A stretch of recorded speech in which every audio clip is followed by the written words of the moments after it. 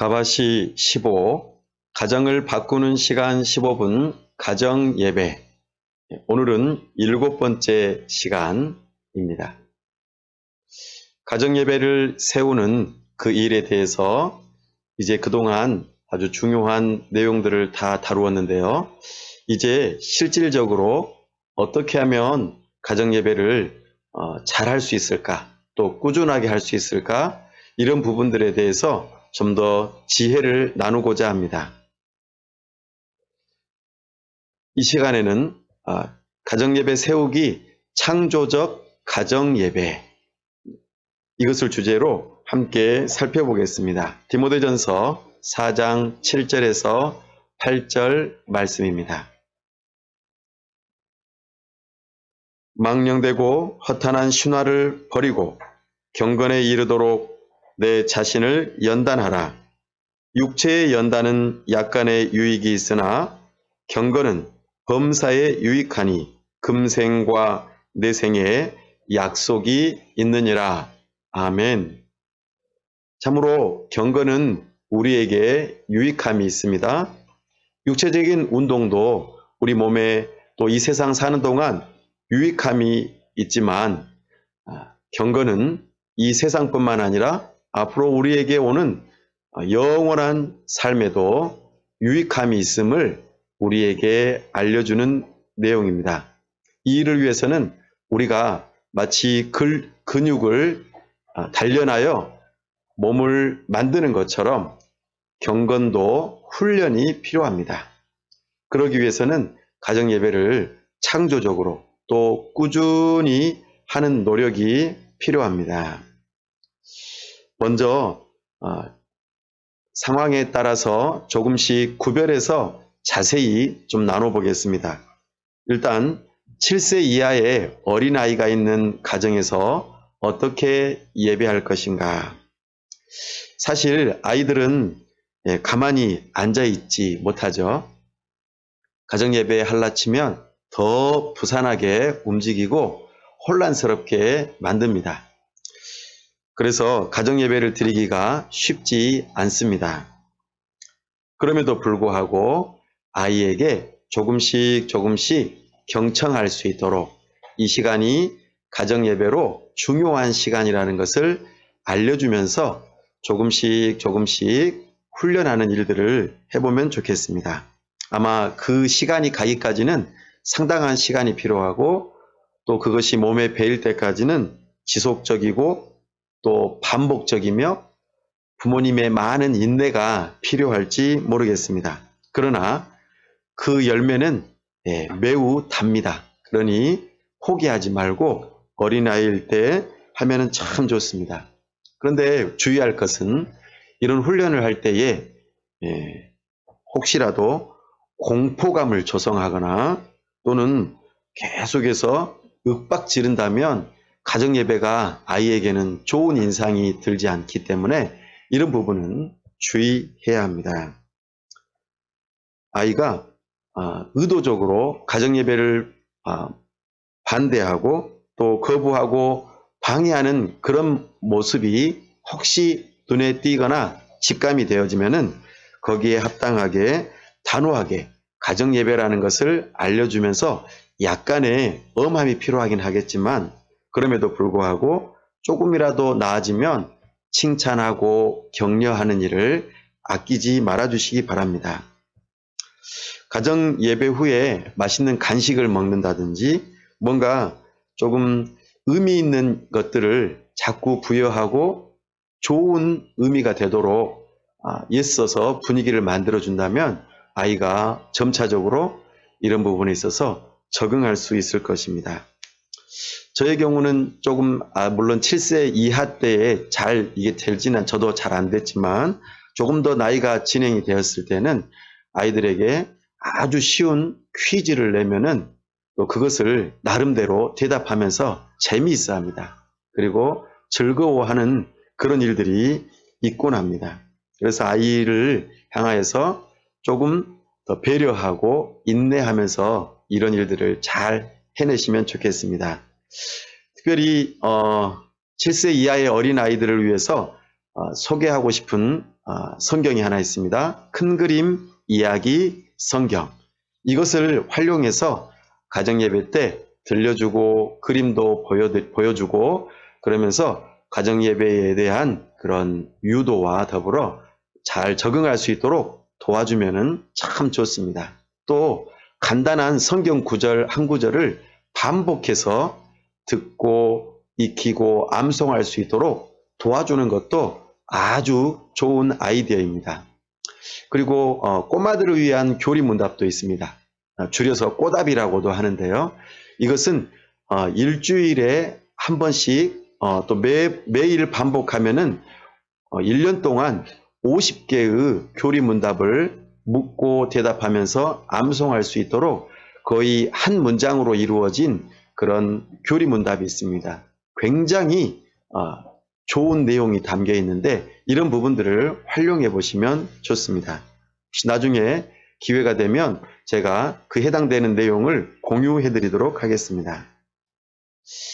또 하나는 두란노 이야기 성경입니다. 이 책의 저자인 임경근 목사님의 사모님이 네덜란드어를 우리 한국어로 번역해서 출판한 것이고 또 목사님께서 감수해서 이것이 잘 나와 있는 이야기 성경입니다. 이것도 우리 아이들에게 들려주고 이 성경은 좀 더 나이가 들어서 초등학생 심지어는 중학생 나이 때 읽어줘도 굉장히 좋은 이야기 성경입니다. 네덜란드에서는 가장 인기가 많은 이야기 성경입니다. 8세에서 13세의 초등학생 자녀를 둔 우리 부모님들이 아이들과 함께 예배하는 일에 대해서 좀 더 나눠보겠습니다. 이 시기에는 아이들의 생각과 판단을 존중해주면서 가정예배가 진행되면 좋습니다. 아이들이 아무래도 자발적으로 참석하면은 훨씬 더 효과를 많이 누리기 때문입니다. 아이들이 공부하는 것보다도 이 가정예배하는 것이 더 중요하다고 말을 해주면 좋겠습니다. 그렇게 함께 부모님과 함께 이 가정예배가 이루어진다면 자녀들은 매우 흥미진진해집니다. 그래서 저도 가정예배를 할 때에 이렇게 잠깐 이렇게 이야기 성경을 들려주고 거기에 해당되는 퀴즈들을 연령대별로 맞춰서 아주 쉽게 거기서 나온 것들을 맞출 수 있도록 그렇게 이끌어주면 아이들이 얼마나 행복해하는지 모릅니다. 아이들이 그것에 맞들여서 나중에는 성경을 들고 와서 가정예배를 하자고 그렇게 요청하는 경우가 많이 있습니다. 그래서 이 시기 때에도 좀 전에 안내해드렸던 두란노 이야기 성경을 읽어주어도 참 좋고요. 또 여기 화면에 보이는 또 책들이 있는데요. Old Story New, 이것은 신약 성경을 주로 함께 읽고 묵상하면서 복음을 발견하고 여기에 해당되는 질문들도 있습니다. 그래서 아주 쉽게 가정예배를 접근할 수 있도록 도와주는 책이 있고요. Long Story Short이라고 해서 구약 성경에 해당되는데요.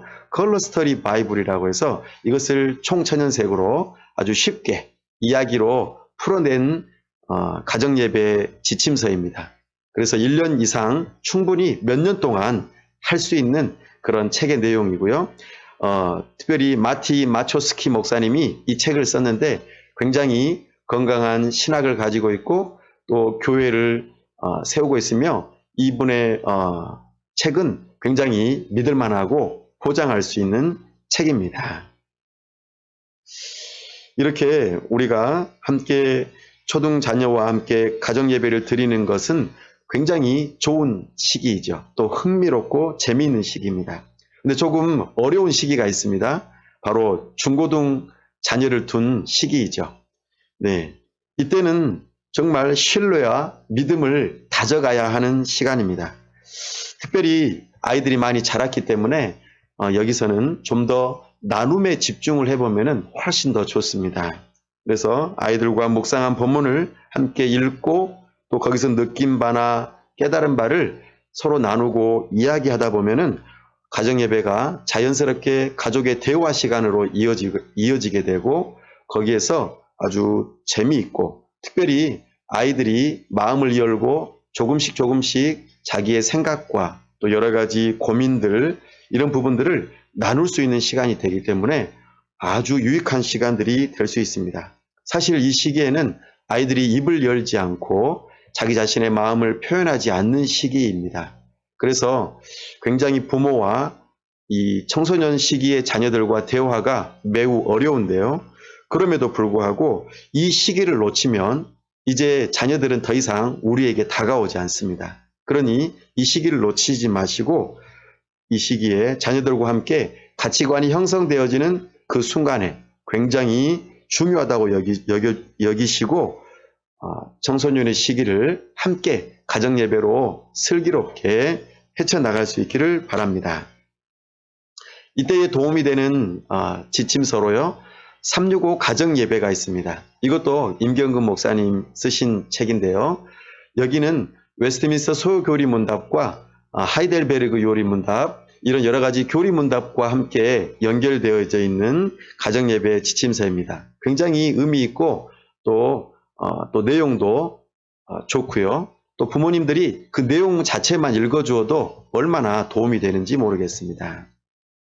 또 하나 최근에 나온 365 교리묵상, 이것도 임경근 목사님 쓰신 책인데요. 이것도 웨스트민스터 소교리문답에 좀 더 집중해서 아주 재미있게 또 심오하게 심지어는 토요일 날 서로 토론할 수 있을 정도까지 되는 그런 내용들을 수록해 놓아서 처음에 가정예배를 이끌고 함께 할 때에 굉장한 도움이 되는 책들입니다.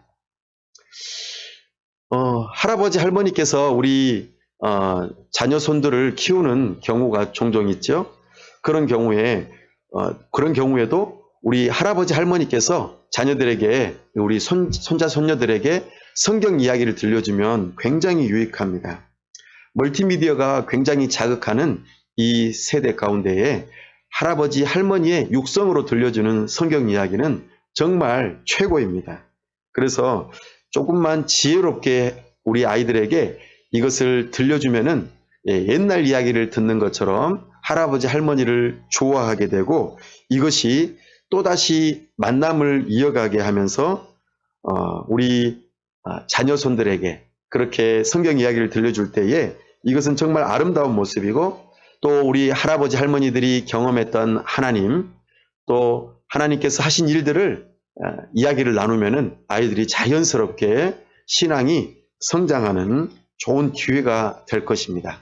혹시 할아버지 할머니가 신앙생활을 하고 있지 않더라도 권해 보십시오.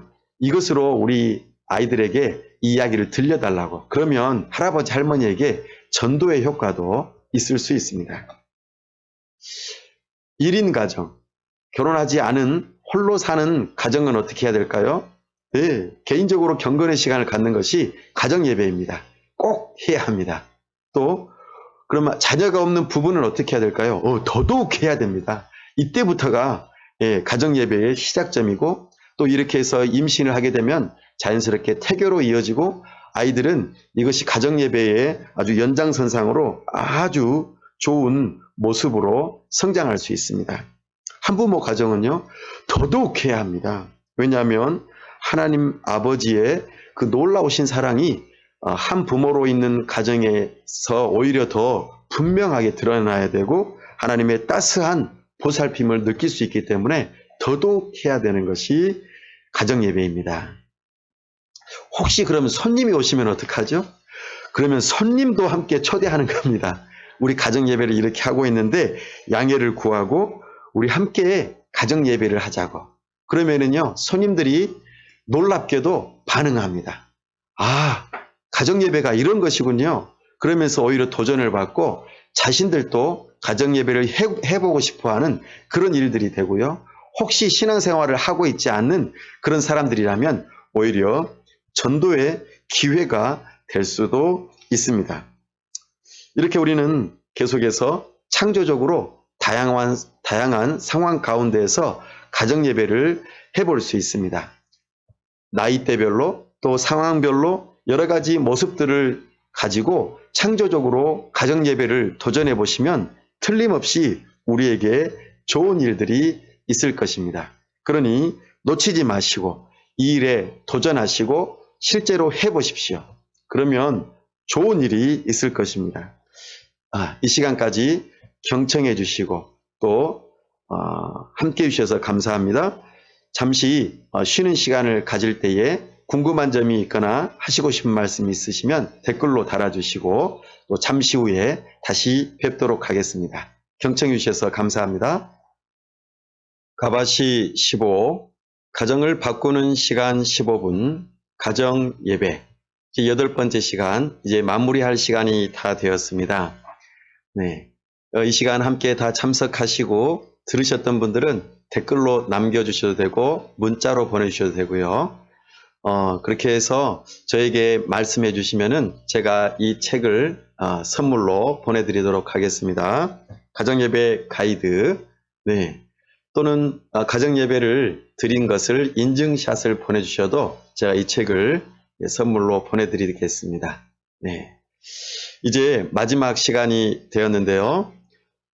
가정예배 세우는 일에 있어서 꿀팁 20가지를 여기서 공유하고 있습니다. 이것을 함께 나누면서 오늘 마무리하려고 합니다. 잠언 3장 13절에서 18절 말씀 제가 읽겠습니다. 지혜를 얻은 자와 명철을 얻은 자는 복이 있나니 이는 지혜를 얻는 것이 은을 얻는 것보다 낫고 그 이익이 정금보다 나음이니라.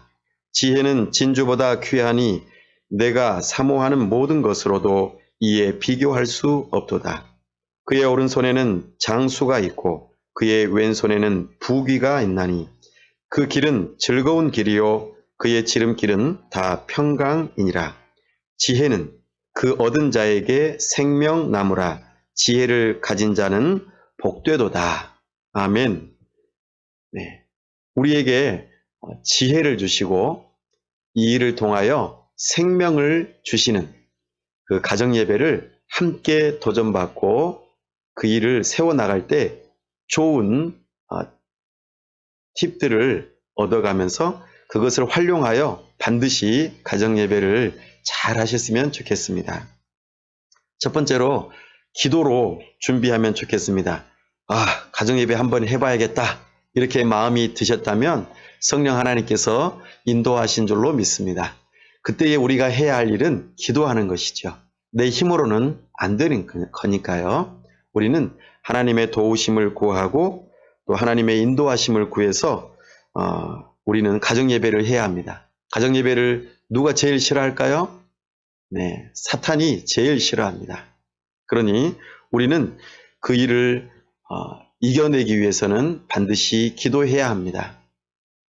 남편이 소극적이거나 아이들이 협조를 하지 않거나 또는 우리의 삶이 너무나 바쁘고 피곤하여 가정예배를 마음먹었더라도 금방 시들어지고 안 되는 것이 현실입니다. 그러니 기도하며 하나님의 도우심을 구하면 좋겠습니다. 두 번째, 의논해서 결정하면 좋겠습니다.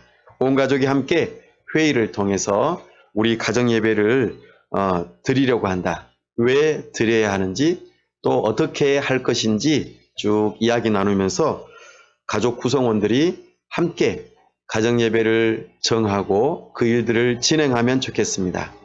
이렇게 동기부여를 받고 좋은 마음을 가졌을 때 우리는 결정하는 것이 중요합니다. 의지를 들여서 하나님께 헌신하고 그렇게 작정할 때에 우리는 가정예배를 이루어 갈 수 있습니다. 그렇게 의논해서 결정을 할 때에 세 번째로 시간과 장소를 정하는 것이 중요합니다. 가족이 다 같이 함께 할 수 있는 시간대 말이죠. 가족이 함께 할 수 있는 가장 좋은 시간대는 사실 식사 시간대입니다. 그때를 포착하면 굉장히 좋습니다. 가정예배를 드리는 장소는 시간에 따라서 아마 달라질 것입니다.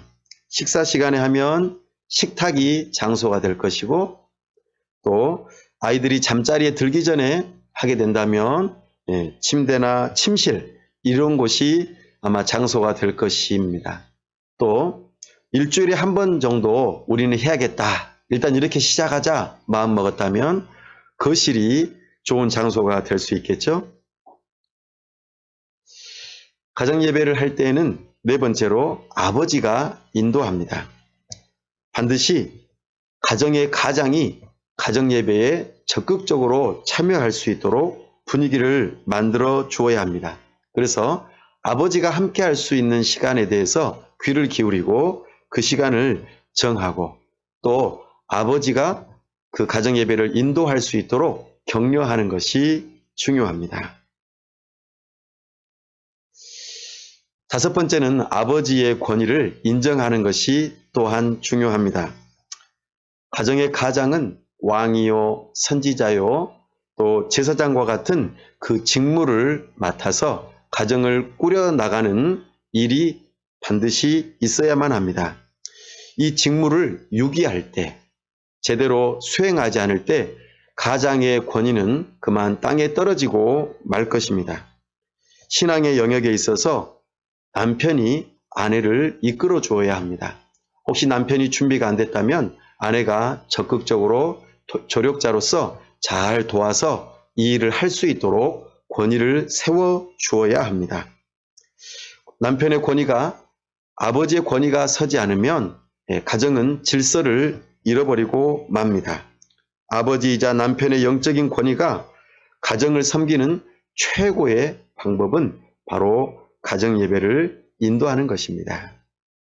여섯 번째는 남편을 격려하는 것입니다. 남편이 이것에 대해서 쉽게 반응을 하지 못할 수도 있고 또 때로는 피곤하고 힘들어서 그만 지쳐서 아예 못하게 되는 그런 경우도 있을 것입니다. 이때에 아내는 남편을 비난해서는 안 됩니다. 오히려 정죄하지 말고 아버지의 약한 부분, 남편의 약한 부분을 이해하고 또 격려하면서 다시 할 수 있도록 도와주어야 합니다. 이것이 아내의 중요한 역할입니다. 또 가장으로서 이 일이 얼마나 중요한지 대화를 나누고 할 수 있도록 기도하며 가정을 올바른 길로 이끌어갈 수 있도록 도우면 참 좋습니다. 또 아이들 앞에서 남편에게 핀잔을 주어서 남편을 또는 아버지를 이렇게 권위를 떨어뜨리면은 가정 예배가 이루어질 수 없습니다. 그러니 남편을 잘 격려해서 함께 할 수 있도록 도우면 좋겠습니다. 우리는 때로는 가장이 가정에 안 계실 때가 종종 있습니다. 그럴 때는 아내가 아버지로부터 남편으로부터 위임을 받아서 가정 예배를 인도할 수 있습니다. 위임 받는다는 것이 매우 중요합니다. 그래서 아이들 앞에서 일부러 물어보고 또 아버지의 허락, 남편의 허락을 받으면서 아내가 이 일들을 수행할 수 있도록 해도 좋습니다. 그러면 아버지의 권위가 계속적으로 유지되고 또 이제 아버지가 멀리 떨어져 있거나 또 그 정한 시간에 들어오지 못할 때에는 온라인으로 핸드폰으로 스마트폰으로 함께 하면서 아버지의 권위를 세워주는 것도 좋습니다. 여덟 번째는 이 가정 예배는 즐거운 시간이 되어야 합니다. 이것이 사실 쉽지는 않죠. 네, 처음부터 이 훈련되어지는 것들이 즐거운 시간으로 가기까지는 매우 어렵습니다. 그럼에도 불구하고 즐거운 시간이 될 수 있도록 분위기를 유도하고 인내할 필요가 있겠습니다. 유독 가정 예배를 하자고 하면 아이들이 분위기를 망치고 막 돌아다니고 시끄럽게 합니다. 그런 부분에 있어서 너무 주눅 들게 너 무릎 꿇어 그리고 너 눈도 깜빡이지 마 이런 식으로 하게 되면 가정 예배가 즐거운 시간이 될 수가 없습니다. 그러니 성경을 읽거나 또는 여러 가지 기도하거나 할 때에 약간의 시간을 경청할 수 있도록 훈련시키고 도우면서 또 편하게 이야기할 수 있는 때에는 가벼운 농담도 하고 다리도 뻗고 또 웃음이 나오면은 크게 한 번씩 웃으면서 즐거운 분위기를 만들어 주셔도 좋겠습니다. 아홉 번째는 가정 예배는 짧게 해도 됩니다. 네, 아주 길게 하려고 하지 마십시오. 짧게 가장 임상 실험 결과 15분이 적당하다 이런 생각이 들어집니다. 혹시라도 그렇게 하기도 힘들 경우에는 말씀만 읽고 끝내셔도 됩니다. 또 때로는 기도만 하셔도 됩니다. 제일 중요한 것은 가정예배를 꾸준하게 한다는 것이 제일 중요합니다. 가정예배 할 때에는 중요한 요소들이 4가지가 있다고 전에 한번 말씀드렸습니다. 네, 말씀, 기도, 찬송, 그리고 나눔. 이 요소들을 순서는 나름대로 배열하셔도 좋습니다. 또 때로는 어떤 것은 길게, 어떤 것은 짧게, 어떤 부분은 생략할 수도 있겠습니다. 그러나 이 4가지 요소가 가정예배에서 중요한 요소라고 생각을 하시고 구성을 해보시고 각 가정마다 고유하게 또 재미있게 꾸며보고 이것들이 습관적으로 이루어질 수 있도록 그렇게 도와주시면 좋겠습니다. 11번째는 가정마다 고유함이 있을 것입니다. 그 특성화를 이루면 좋겠습니다. 그래서 분위기를 멋지게 만들기 위해서 불을 다 끄고 약한 전등을 켜놓고 해봐도 좋고요. 어린아이일 때는 이런 게 또 재미있습니다. 또 때로는 암송만 해도 괜찮습니다. 암송을 반복해서 하면서 가정예배를 인도해도 좋고요. 또 찬송만 여러 번 해도 좋습니다. 그리고 좀 아이들이 좀 크면 아이들과 함께 맛있는 간식을 먹거나 또 티타임으로 이어져도 좋습니다.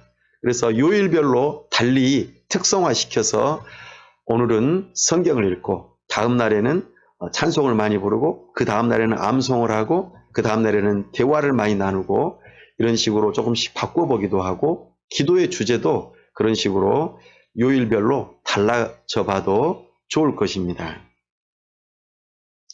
12번째는 공예배와는 차별화해야 합니다. 공예배처럼 모든 순서를 다 집어넣어서 그렇게 하려고 하면은 매우 힘들어지고 길고 지루해집니다. 그러니 우리는 그렇게 하지 말고 아주 간소화해서 특별히 또 아버지나 또 어머니는 설교하려고 애쓰지 말고 성경을 읽는 것만으로도 굉장히 중요하니 우리 함께 설교에 너무 매이지 마시고 함께 모여서 하나님께로 나아가는 연습을 하는 것이 오히려 더 중요하다고 여겨질 수 있겠습니다. 13번째는 어릴 때 시작하면 좋습니다. 어릴 때부터 시작해야지 가정예배를 당연한 것으로 받아들입니다. 종종 부모가 피곤해서 가정예배를 건너뛰고 싶어 할 때도 있을 것입니다. 그러나 아이들에게 이게 습관이 되어지면 자동적으로 시간만 되면 아이들이 성경을 들고 옵니다. 그러면 하고 싶지 않아도 쉬고 싶어도 할 수밖에 없는 상황으로 가게 될 것입니다. 왜냐하면 그것이 즐겁고 좋다고 여겨지기 때문입니다. 가정예배는 결혼한 후에 자녀가 없을 때부터 시작하는 것이 오히려 더 좋습니다. 그렇게 해서 아이들을 생각하면서 또 임신했을 때의 태교로서 최고의 효과를 누릴 수 있습니다. 14번째로는 성경을 읽고 질문하고 답을 듣는 시간들로 또 활용해 보셔도 좋겠습니다. 아이들이 어리면은 질문을 단답형으로 아주 짧게 알아맞힐 수 있는 것들로 질문하시고 조금 더 성장하면은 한 번 더 생각해 볼 수 있는 것 그리고 그것이 나의 삶과 어떻게 연결이 되는가 한 번 더 생각해 볼 수 있는 질문들을 할 수 있도록 도와주시면 좋습니다. 연결지어서 15번째는 적용과 관련된 대화를 나누면 또한 좋습니다. 자녀가 어릴 때에는 단순하게 성경을 읽거나 암송을 하거나 이런 형태로 또 일방적으로 들려주는 형태로 그리고 약간의 질문을 하는 정도로 했다면 아이가 점점 더 커갈수록 이것에 대해서 적용을 해보는 쪽으로 대화를 많이 나누다 보면은 서로의 마음을 나누고 고민을 나눌 수가 있고 또 그렇게 하는 과정에서 부모도 배우고 성장할 수 있습니다. 16번째, 아까도 말씀드렸는데요. 가정예배는 길어지면 안 됩니다. 설교하지 마시고 짧게 그리고 읽어야 될 본문들이 있다면 해당되는 도움을 주는 지침서들을 읽는 정도로만 하셔도 참 좋습니다. 왜냐하면 하늘 아버지께서 우리에게 주시는 말씀, 이 성경이 최고의 교재입니다.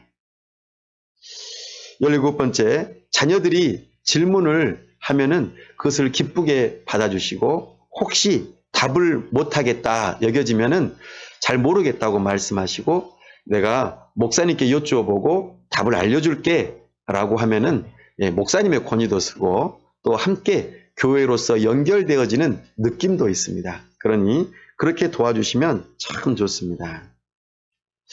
18번째로, 기도는 짧게 하고 마무리하는 게 좋습니다. 갑자기 막 성령 충만하여 30분 동안 막 울부짖으면서 그렇게 기도하면은 안 됩니다. 그것은 개인적으로 골반 기도하실 때 하시고, 기도는 짧게 하면 좋겠습니다.